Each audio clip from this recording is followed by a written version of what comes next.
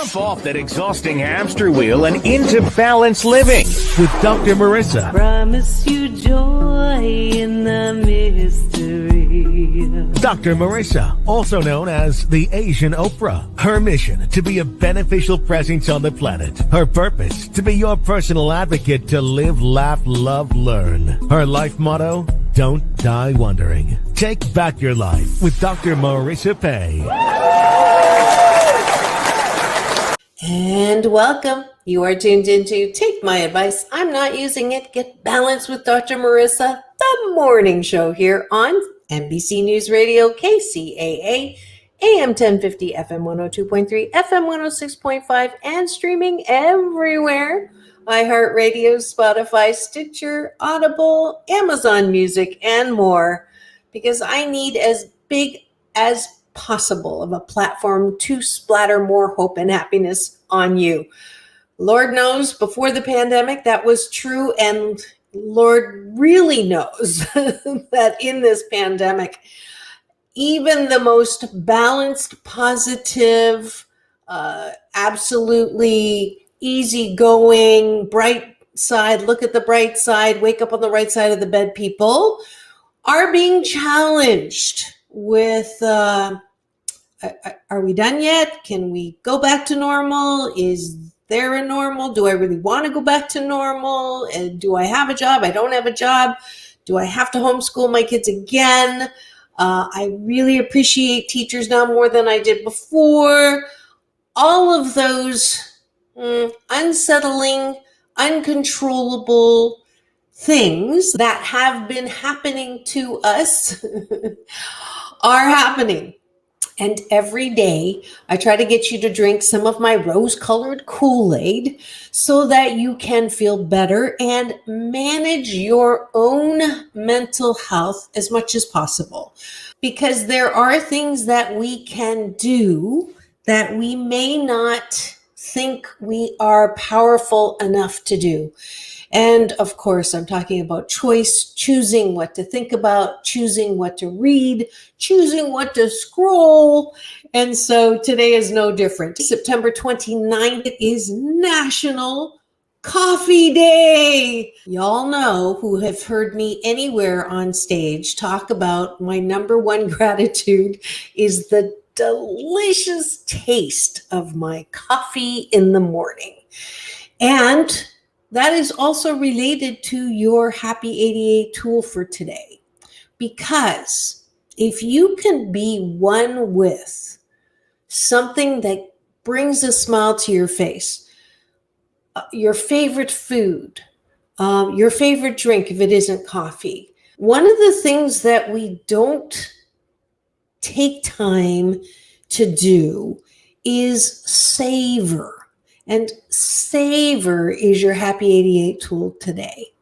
All those things that you like, hugs, the people that you can right now, we'll widen that scope later, but hugs if you like hugs, coffee if you like coffee, Krispy Kreme donut if you like that, or whatever your favorite food is.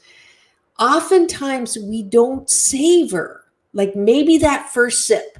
I'll be one with my coffee. But after that first sip, then we're reading something, we don't taste the coffee. We are watching something and we don't taste our favorite food. Maybe that first bite, but then not after that. We listen to our kids with their excitement for that first little minute, and then we stop and are opening our emails or answering the phone. Savor is your tool for today. Savor what you have. Savor the taste. Savor the sound. Music is so beautiful. And at first we'll say, oh, that's my favorite song. I love this song. And then we're distracted to something else. Stay with the song. Stay in that vibration of appreciation of music and artistry. Looking at a beautiful painting. And that's my segue into my first interview today is with a fabulous artist, Nita Patel, who I met at Secret Knock, who has had her artwork at the Louvre. So when you're looking at something you like, stay with it. Don't just go, oh yeah, that's nice, and then look away. Savor what you're looking at. Savor what you're listening to. Savor what you're tasting. Savor what you're feeling. A way to get out of the blues. It's a way to not feel overwhelmed. It's a way to not feel so sad when you take the senses that you have and savor the deliciousness of life and enjoy every stop on the joyride of your life. Okay, my on-location interview coming up with Nita Patel, artist that I met at Secret Knock. And then my spotlight interview for the second half of the show is one of my most popular videos in the playlist, Get Balanced with Dr. Marissa, of all my past 539 shows, is Kathy Garver. She's an award-winning actress and award-winning author. You will remember her from the CBS TV series Family Affair, which was one of the highest rated network programs in America from 1966 to 1971. So that's the second half of the show. Don't go away. We'll be right back with Take My Advice, I'm Not Using It, Get Balanced with Dr. Marissa, the morning show here on KCAA, the station that leaves no listener behind.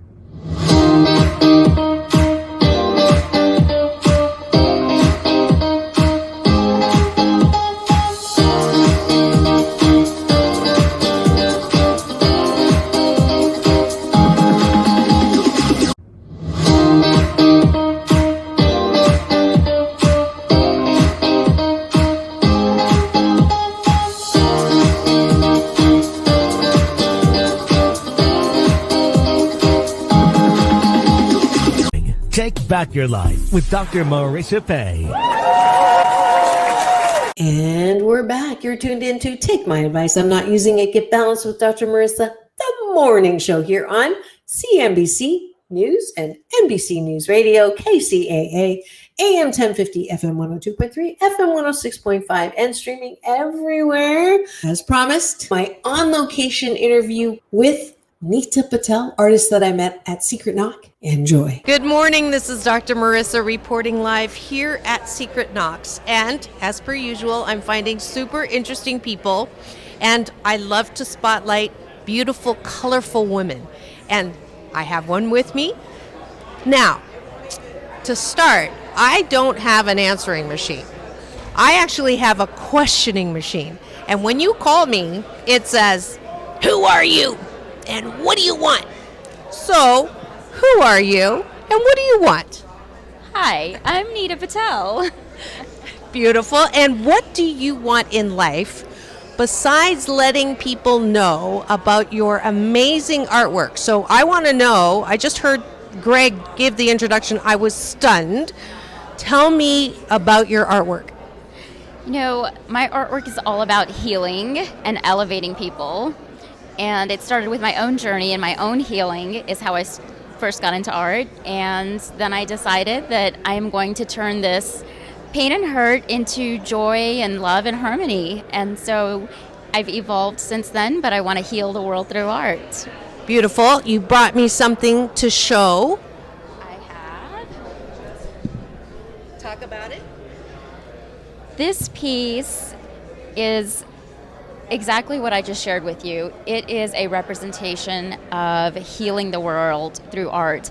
And the stones in here also give that energy of love, of confidence, of believing in yourself. I love using raw stones in all of my artwork. I think that it gives a sense of hope and upliftment, and we all need that. Absolutely. Now, this piece is in the Louvre? Not this particular piece, but I have had a collection. It was called Diamonds and Champagne, and it was in the Louvre in 2018. Wow, that's so impressive. So some of you know that my father's cousin is the famous architect I.M. Pei, who designed the pyramid in front of the Louvre. Did you know that? I did not know that. That's incredible. So another point of connection. So now you are taking your art to another level. You're actually getting another degree. I am. I'm getting my master's in organizational psychology at Harvard. And Nice. thank you. And you know my PhD is in organizational psychology. Again, when Greg announced that, I'm like, what? This is a sister from a different mister, I guess. So you mentioned a little bit of the pain of the past. So if you're comfortable with it, I'm very open about my past pain that 7 out of 10 of us have had. Could you share a little bit about that so that people who I know can identify and then part of your healing journey?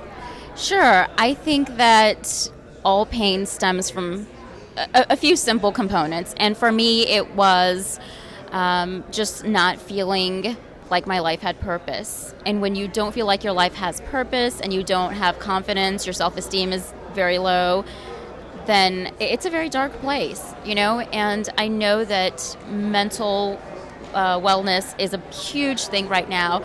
And I'm so glad that everyone's talking about it. But for me personally, it was just a very, very dark place for me, just across the board. Did something in particular happen to you?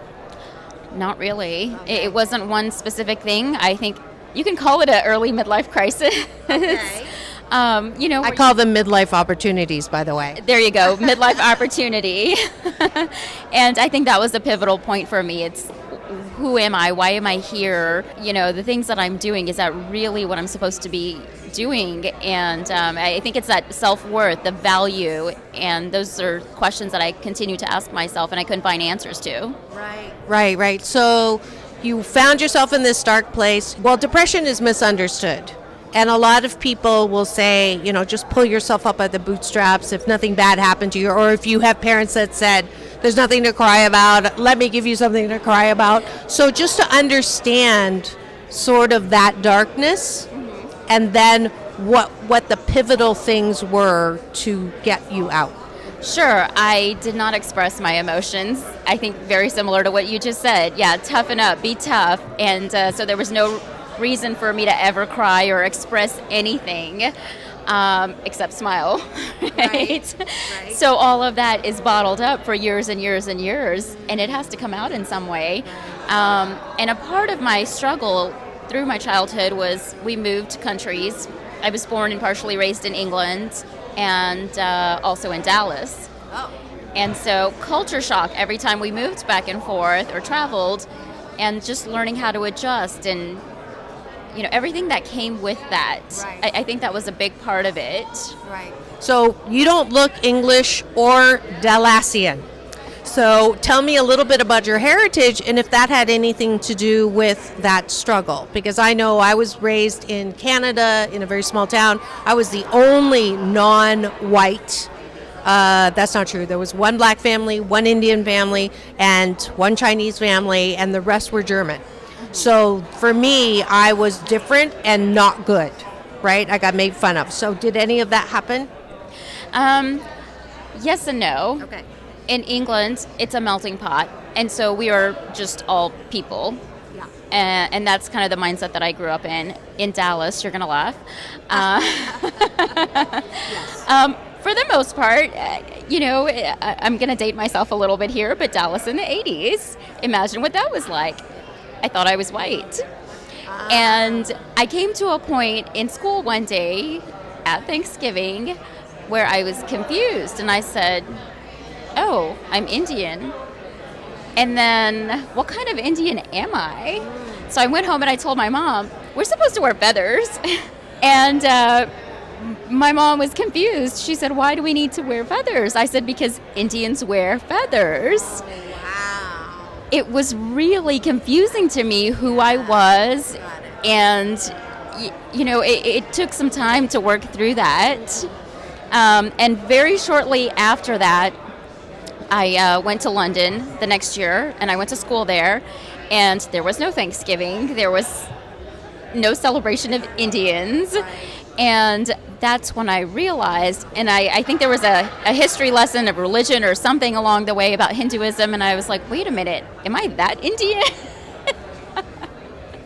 So talk about like multiple identity crisis. Absolutely. Yeah. So how did you figure out you were an artist?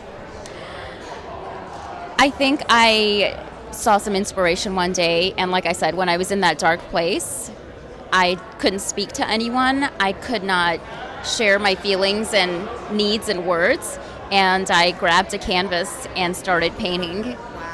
Wow. So this is something that anybody can do that's not feeling well. I believe that there's an internal artist in everyone.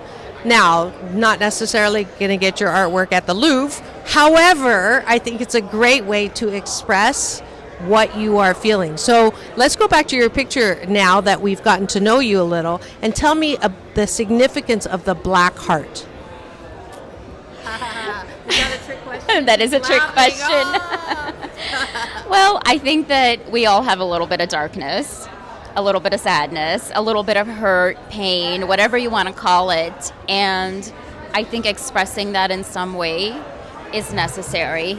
Otherwise, if we keep it within us, then it continues to hurt us. So for me, this was a way of getting it out of my system, kind of my creative outlet, and letting the world know who I can share this with, that, you know, we all hurt, we all have pain, but we can heal, and we can find love through all of that. And I think that's really important to know. So beautiful. Let me hold it so that you can sort of take me through the journey of what this means to you. And you hold the mic. All right. Is it on camera? Yes. You know, the shimmer, the gold, I do a lot of gold in a lot of my work, and it's really a representation of hope. And I think that it's as simple as that. As much darkness as you might be feeling in at any given moment, there is always hope. And I think that's a really powerful message that I want to let everyone know. And I also want people to feel that when they see my work. Beautiful. So, how do people find you? Can they buy your artwork? I kind of want to ask you how you got into the Louvre, because that's like huge. Did you know as a child that your artwork was going to be in the Louvre? I did not. All right, I want that story. How did you get your artwork in the Louvre? So I was looking through a magazine one day. It was January. I was looking through a magazine, and I saw some museums in the magazine, and I thought, oh, that's kind of cool. So I ripped them out, and I said, I think I should start a box of, you know, just pretty pictures and things that I want to collect. It was probably the first vision board, if you will. Right. A vision box instead of a vision board. Vision box, yes. So I cut out the picture of the Louvre, and I put it away. And as I was putting it away, I had this thought in my head, and I said, wouldn't it be cool if I could put my artwork in there one day? And I was just starting out at the time. And I said, no, it'll happen at some point. I'm in my mind, I'm thinking like 10, 20 years from now, right? And I put it away. And then I was on a business trip in Miami on Saturday. And I got a call on Sunday night saying, from the Art Expo in New York, saying, we have an opening last minute, but if you can come to our art show, we would love that. So, wow. This is an art museum? It's an annual, it's the biggest art fair that New York City, in the country, that New York City holds every year. Okay. So this month, I had to get home to Dallas. I had to pack up all of my stuff, get to New York, figure everything out, logistics and everything on my own. Right. Now, this is not paid. Like, this is an opportunity that you jumped on and went to the expense of, like, I would be stupid not to do this, right? Absolutely. Okay. I mean, you know, you have that split moment decision.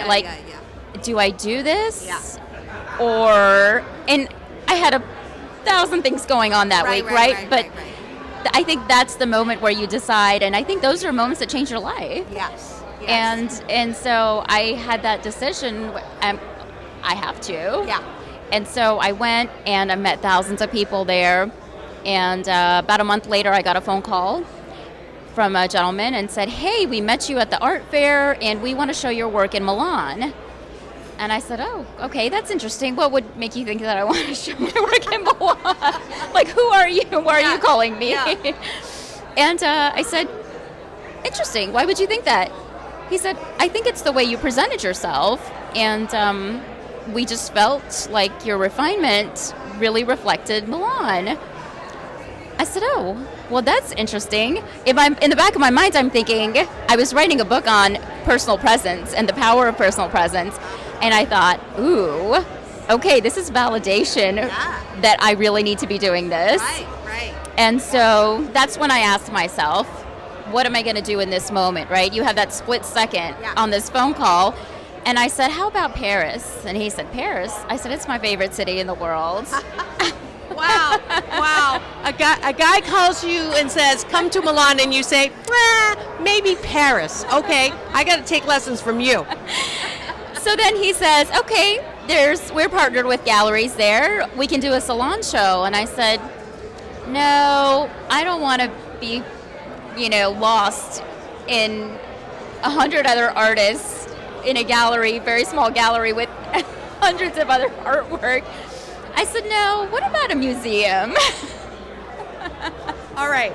So if you are listening and you are playing small and not asking for what you want, I didn't realize this was going to come out of this particular interview. We were just going to highlight her artwork and talk about, coming out of depression and coming out of a dark place. Instead, I hope you're listening, folks, when you are true and clear about what you want. Do not be afraid to ask, because you never know, you're going to end up in the Louvre. Okay, that was your commercial.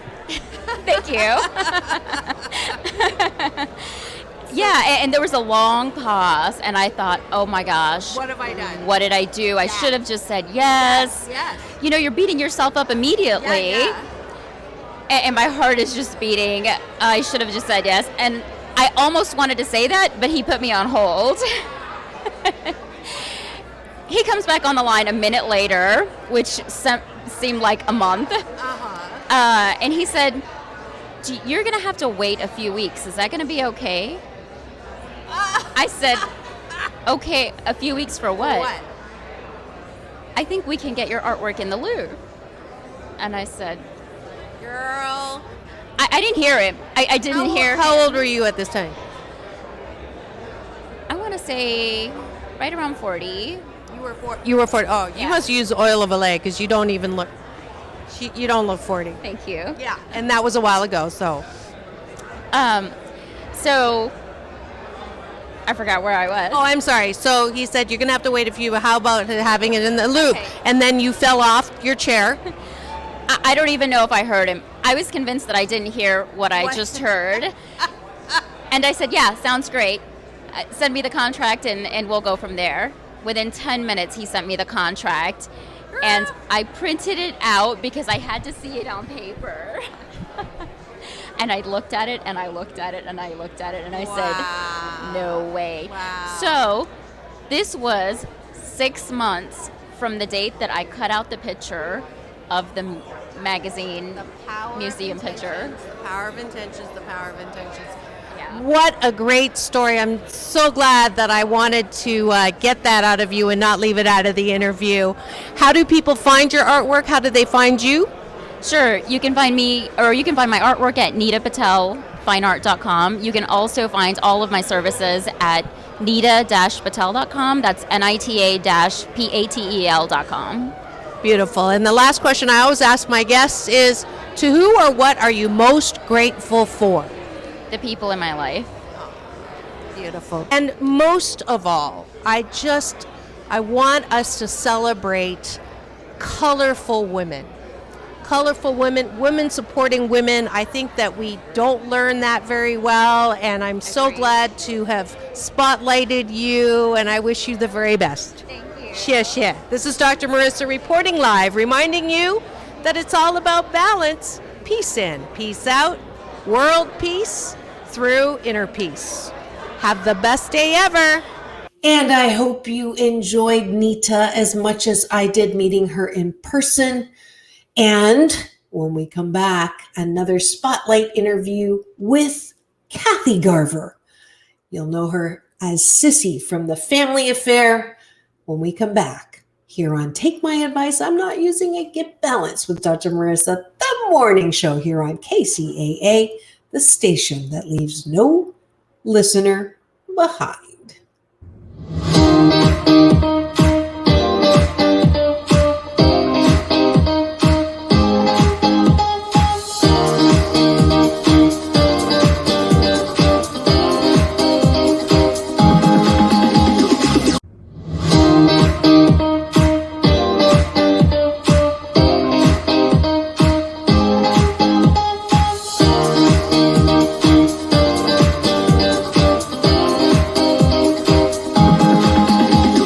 Take back your life with Dr. Marissa Pay.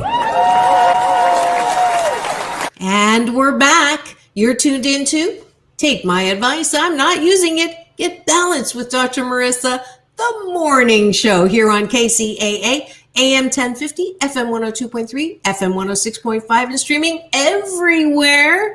And my spotlight interview for the second half of the show is Kathy Garver. She's an award-winning actress and award-winning author. You will remember her from the CBS TV series Family Affair, which was one of the highest rated network programs in America from 1966 to 1971.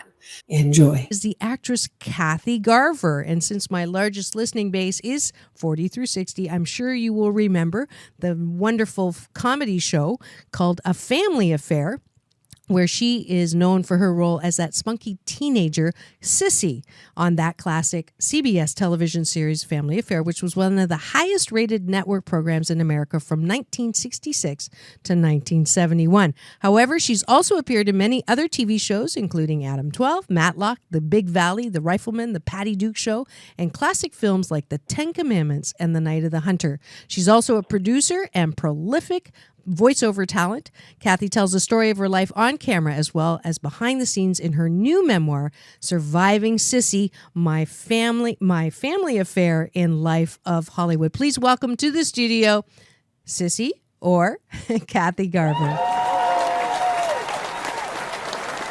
Welcome. Thank you. I love that audience with all that applause. That's pretty good, Marissa. Thank you. They love you. You really know how to welcome a guest. That's quite nice. That's great. And as per usual, I have a friend. She does not have an answering machine. She has a questioning machine. And when you call her, it says, "Who are you and what do you want?" So those are your first two questions. Who are you and what do you want?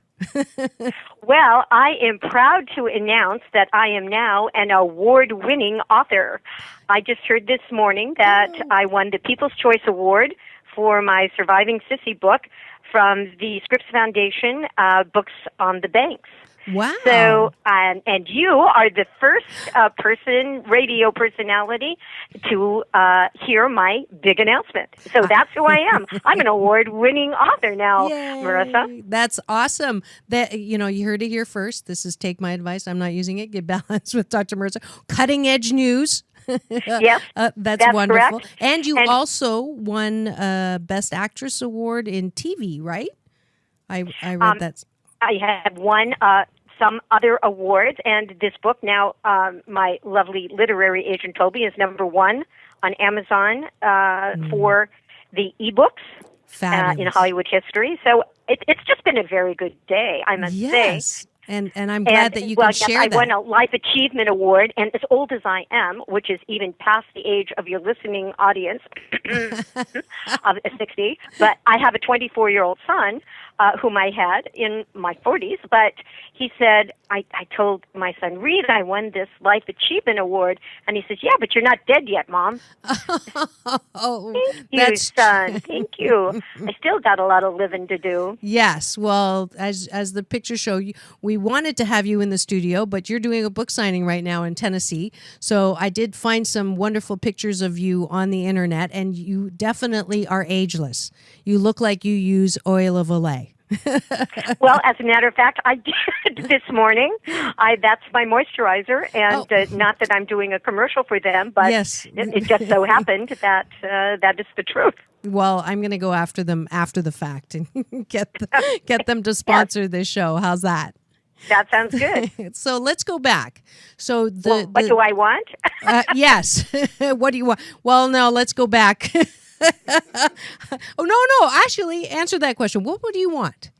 Let's see I would if I like can. people to buy my book, Okay. and that would be nice. What do I want out of life? I agree with your philosophy. I think that people should be happy and have hope. It certainly has sustained me throughout my very long career in Hollywood since I started at the age of 7. Quite near Sunset Gower Studios, as I was on Paramount Studios when I did the movie The Ten Commandments. Not the silent version. Not that old. The Ten Commandments. Wonderful. Yes, you actually worked and remained friends with Charlton Heston? I did. Actually, I was just originally hired as a slave and an extra in the grandiose epic of Cecil B. DeMille's Ten Commandments. And I was just hired to go in this little wagon during the Exodus scene, and all of a sudden I heard this big voice cry out, "Don't let that little girl's face get in the camera." And I said, "Oh, dear, what did I do? Was that God? That was coming from far above me."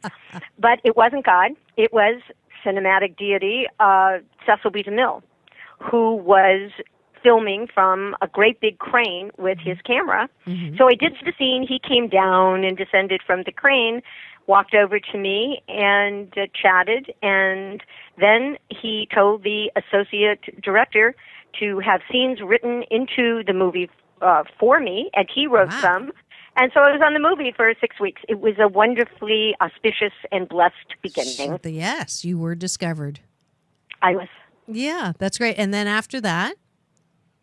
After that, I proceeded to work in films, and I did another one, The Night of the Hunter, which was Charles Laughton's first and last directorial move into the entertainment world from being such a wonderful actor, because he got such bad reviews for this incredibly wonderful movie with Robert Mitchum and Shelley Winters and Lillian Gish, Peter Graves. It was a fabulous cast.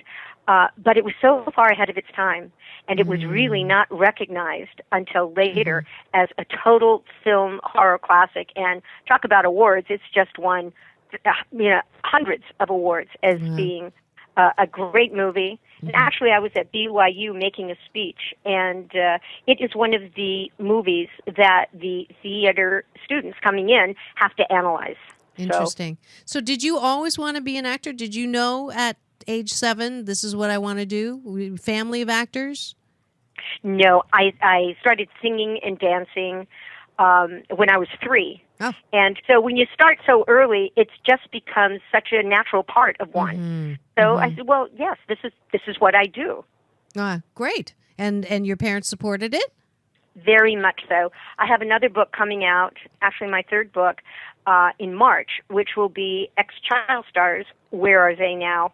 And I go through the 50s, 60s, 70s, and 80s with the child stars from TV series and why some of them were able to succeed and unfortunately some took a bad path. And why is that? Why is that? I mean, you're a great person to ask because you are an actress. You started young. You didn't go that route. But is it true that most child actors go that route, or is it just the ones that end up on the news? So it seems like that is the normal path. It is very difficult, I believe, for an ex-child star to kind of make the transition over to a successful adult in whatever field they choose, even outside of the entertainment realm. And when you said, oh, well, did your family support you? That's one of the tenets that I think is very important for a child star. Your parents have to support you. They also have to financially support you and not treat you as their own personal bank that they can withdraw from whenever they want to pay a bill or buy themselves a dress or pay for somebody else. There were many child stars who were left penniless or did not have, an iota of the earnings that they had made from all their hard work. So not only were they penniless, but they had a little resentment because of this. Sure. And many times they forego education. And I was very, my parents said, well, my whole family went to college. Of course, I was going to go to college. I graduated from UCLA with I taught at UCLA for 6 years, so we're good. We're not going to talk about SC. Oh, good. I'm glad not SC. Yeah, exactly. Shh, we don't say that word either, right? No, we don't say that. No, that's almost like a K word. Exactly. K-U-S-E. Anyway, okay. Yeah, K Kardashian. We don't say Kardashian here. Good. That's the K word. Yes. So you went to UCLA. I got a degree in speech. I majored in speech with a minor in psychology. I guess that's why I talk so much.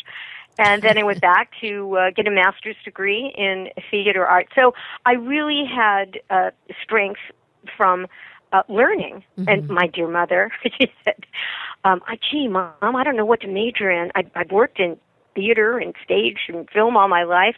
I think theater art. She said, no. Take something where it gives you a little insurance.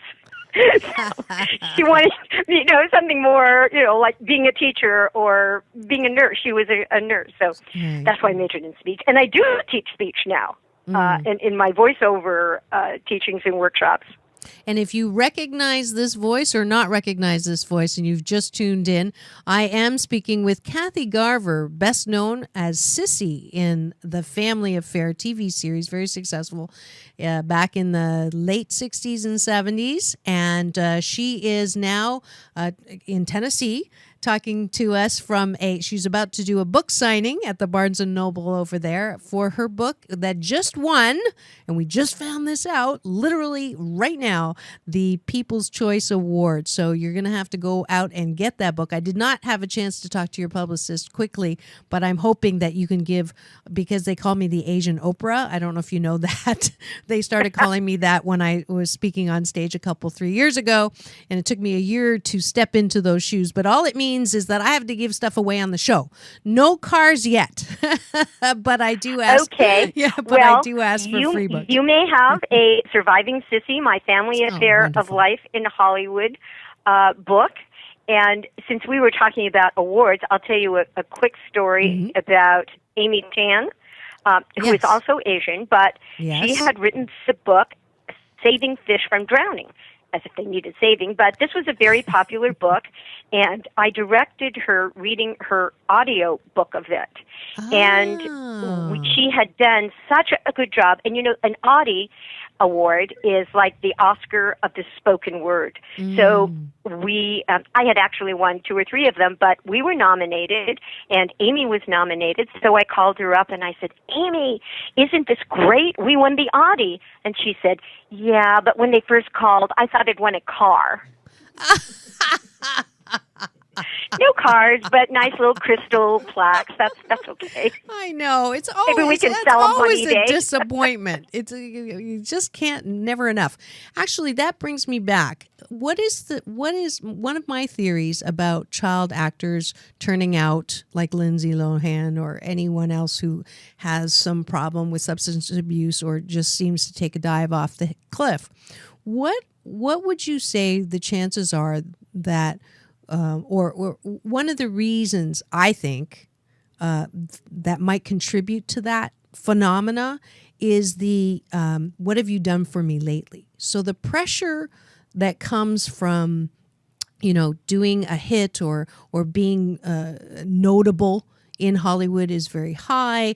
Even if you've had something, a big hit or a great movie, then it's like, well, what have you done lately? Or, what's that next thing? And if you can't sustain that, then you can sort of derail. Is that a possible, not motive, but explanation of why some of these seemingly, you have everything. Why aren't you happy? Yes, exactly. And it is even more pronounced with child stars that are teens, are going through that very difficult age of trying to find themselves as a young teenager and then going on to be a successful adult. Mm-hmm. And the problem is when one starts acting so young, everything is done for them. So they have the hairstylist and the wardrobe person. They have an agent that gets them the roles. They have a parent that gets them there on time. They have somebody else, perhaps a manager, that is mapping out their career. Mm-hmm. Well, whoops. I'm not on the show anymore. Well, where's my limelight? Where's my hairstylist? Mm-hmm. Where's my wardrobe people? They have not developed the skills. So not only perhaps might they not get the next big starring role because they're typecast or because they're going through an awkward age from 15 to 18, which is very difficult, but they don't know how. So I work with Paul Peterson, who established a minor consideration, a nonprofit for child stars, and he's now turning over the reins to Scott Schwartz because he established the Coogan's Law. Now, you remember Mr. Coogan. He was like the highest paid silent star. Child. He was making $1 million, and he lost it all. So there is a law that has been established that now, for any child who works even one day in the industry, a portion of what they make has to be put into a separate business account that nobody can touch until the child turns 18, and then they get their money. Great. That's a great example of how law can be used for good. Right. However, sometimes, like my son did a lot of things, and so I saved dutifully all of his money. I gave him all his money from the Coogan account. And then a week later, I said, "Oh, so how are you doing with the money?" He said, "It's all gone." He said everything in a week because even if they get it, they don't have any skills about then. How do you save it? What do you invest in, etc. Did you ground him? No, but I certainly sat him down and gave him some financial lessons, and he now works for a bank. Oh, there you go. That's great. So tell me, you have a great love story. So I'm all about love stories. So tell me what happened and how you met your husband. Well, I had been dating a lot, and it was a disco era, and set up photo play dates, and I was getting older and getting older. I said, well, this is ridiculous. I just want somebody that I can love, that I get along with. So I was about 32. Define older. Okay, you just did. Okay, 32. I'm like, and I said, well, where is somebody that I can love and be married? So I was in Palm Springs, and I put it in my head, and I said, the next person I meet, I am going to marry. Well, so don't you know, onto the tennis court, I was playing with my friend Arlene Golanka and a friend of hers, and we were going to play doubles, and so this 6'3" guy glumps onto the court, and I said, oh, is that him? I guess that's him. So we started playing tennis, and at that time I was pretty good, and I just smashed an ace serve, and then he looked at me and said, oh, finally a woman that can play tennis. I'm going to get married. And I just turned aside and went, ha, ha, ha. You have no idea. 3 years later, we were married, and we've been married for 34 years. Wow. Now we should have him on next time and see what his side of the story is. But no, that sounds... He hates that story. Does he hate? I had a feeling. Kathy. It wasn't that simple. Well, that's wonderful. So what you were doing photo play? What were you saying? Photo play? Yeah, back then they had like magazines like People or USA that they have now, but they had like photo play, and they would take pictures, big pictures of people with faux dates. They weren't really dating, but they needed a little romance in their magazines. Okay. So I would go a lot on these fix-up dates. Oh, photo shoot. I see. So with you and another guy. Right. Oh, okay. But they were fake. Yes. Faux photo. Got it. So now you have a real guy.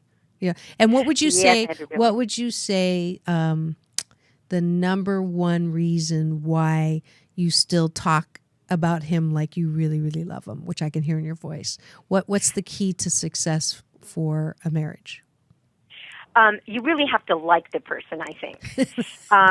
You do. I mean, there's infatuation, and there might be other causations where I say, oh, this person has money, or this person has, nice blue eyes, or this person, I like the way he walks. You really, I think, have to like the person and trust the person. Mm-hmm. I get mad at him. He gets mad at me. But I know I can trust him. And it isn't a love of the infatuation love. It's a love like, you are really a nice person. Mm-hmm. If there was somebody that was struggling by the side of the road, he would stop and help that person. Mm-hmm. He's that type of a person. That's great. That's great. So what would you say are the top 3 events in your life that shaped who you are?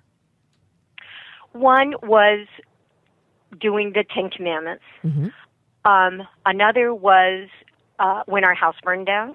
Oh. And the third one was when my husband died twice. Okay, just minor things. So, let's go to the house. These are just minor things that were shaping me and molding me, Marissa. Yes. Those were, I think, about the 3 top ones. Okay, so let's go. Your house burned down from foul play. I had a new dryer, and the fellow came to plug it in, and he said, this cord doesn't reach. And he said, do you have an extension cord? So I went into the house. I said, this is the only cord that I could find. I said, but it doesn't have 3 prongs. Oh, that's okay. We'll just bend this third one down. Plugged it in, did my first drying job. The dryer caught on fire. The garage caught on fire. The roof caught on fire. And thank goodness I was there to call 911 running up my driveway and saying, my house is on fire. Come Lord. quickly, please. Okay. And what did that teach you? To not buy a dryer from that company ever again. I deserve that answer. Okay, let's move on to your husband. So he almost died twice. How does that happen? He did die twice. Oh, he did die twice. twice. Okay, he died twice. At the same time, he had cramps in his hand, and this happened about 2 years ago, being a dutiful wife, I went online to find potassium, which is good for cramps. I found online this wonderful bottle of potassium crystals. I had to send away for it. Strangely enough, I got this package that was from Vietnam. I said, I didn't order anything from Vietnam. Right. But I opened it, and here were potassium crystals that were manufactured and sent from this country. So I was away on a trip. I came back, and my son picked me up at the airport. I said, where's Dad? Went back home. Oh, I'm telling you, he was white. He was shivering. Called 911, much to his chagrin. Oh, I'm fine. Right. So I did it anyway. And they came very quickly. The fellow came over. He says, well, I think your husband's having a heart attack. I said, oh. They whisked him away really fast. My son and his girlfriend and I jumped in the car to follow them. Well, half hour later, we're in the emergency room. We haven't heard anything. We hear code blue. So anyway, it's all in my book. But he died. They resuscitated him. He died again. Resuscitated him. I'm praying. I said, come on, God. Come on, prayer chain. Let's not let this wonderful person go yet. I need him. I like him. He's a nice person. So his potassium level was over 9. The doctors say nobody survives over that. And the second time they came back out, I said, you save him. You save him. They went back. They saved him. Then they did dialysis, and he's okay. But, those types of things make you value every single minute. Absolutely. And I hope you enjoyed that interview. And if you would like to hear the rest of it, please go to my YouTube channel, housing all of my past guests, including Kathy Garver from The Family Affair. Go get her book. And that's it for today's installation of Take My Advice, I'm Not Using It, Get Balanced with Dr. Marissa, the morning show here on NBC News Radio, KCAA go free subscribe on my YouTube channel so you'll get an alert tomorrow morning. This is Dr. Marissa reporting live from my loving room, reminding you that it's all about balance, peace in, peace out, world peace through inner peace. Have the best day ever. See you tomorrow.